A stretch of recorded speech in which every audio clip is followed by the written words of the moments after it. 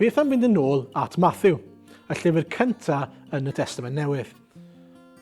Yn y Testament Newydd ac yn Matthew, mae Matthew wedi crynhoi coeden deulu Iesu fel hyn.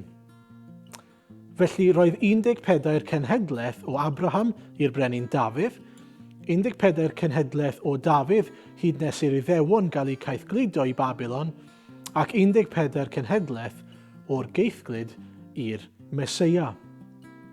Fe edrychon ni ar y 2 gam cyntaf o Abraham i Dafydd ac yna o Dafydd i'r geithglyd.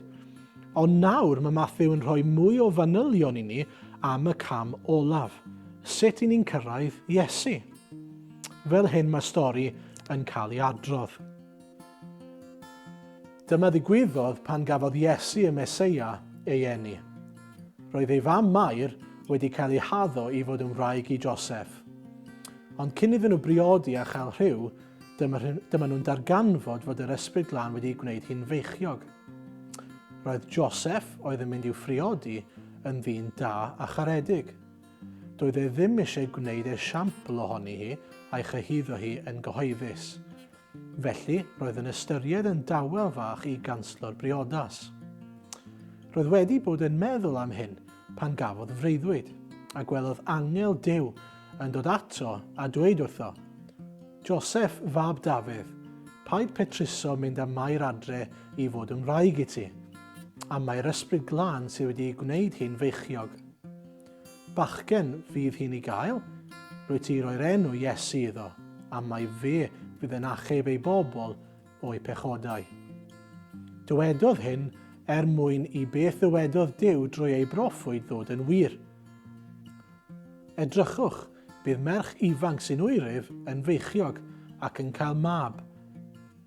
Bydd y plentyn yn cael ei alw yn Emmanuel. Ystyr Emmanuel ydy mae Duw gyda ni.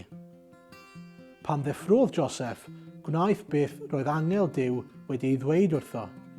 Priododd Mair, ond chafodd e ddim rhyw efo hi nes i'w mab gael ei eni, a rhoddodd yr enw Iesu iddo. Mae'r hyn sy'n digwydd fan hyn yn reit anhygoel. Sylwch ar 3 pheth. Mae'r angel yn cyhoeddi genedigaeth Iesu. Dyw hynny ddim yn digwydd bob dydd yw e.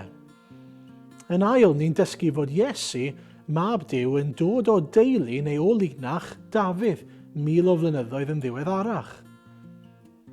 Ac yn drydydd, ac y peth mwyaf anhygoel fi'n credu sy'n cael ei ddangos i ni fan hyn, yw'r hyn ni'n gweld yn y darlleniad, a fi am dynnu'ch sylwch i rhai darnau o'r adnodau yna eto. Dyma nhw'n darganfod fod yr Ysbryd Glân wedi gwneud hi'n feichiog. Ac yna mae'n dweud am mae'r ysbryd sydd wedi gwneud iddi hi fod yn feichiog. Yna mae'n tynnu sylwch i eto ac yn dweud, edrychwch, bydd merch ifanc sy'n wyryf yn feichiog ac yn cael mab.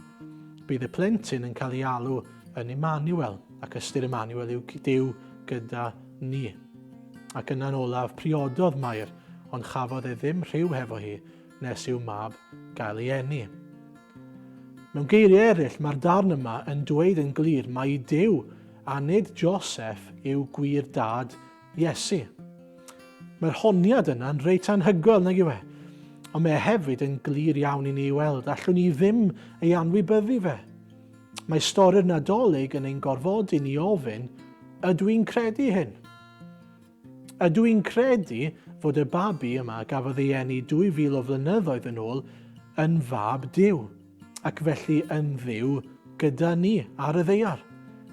Fod y creawdwr wedi dod yn rhan o'r greadigaeth, y brenin sy'n bendithio'r ddaear, yr un y mae'r Hen Testament yn ein pwyntio ni ato fe. Mae lot o bobl yn dyfeisio ei Iesu ei hun. Hynny yw, maen nhw'n penderfynu pwy maen nhw eisiau Iesu i fod.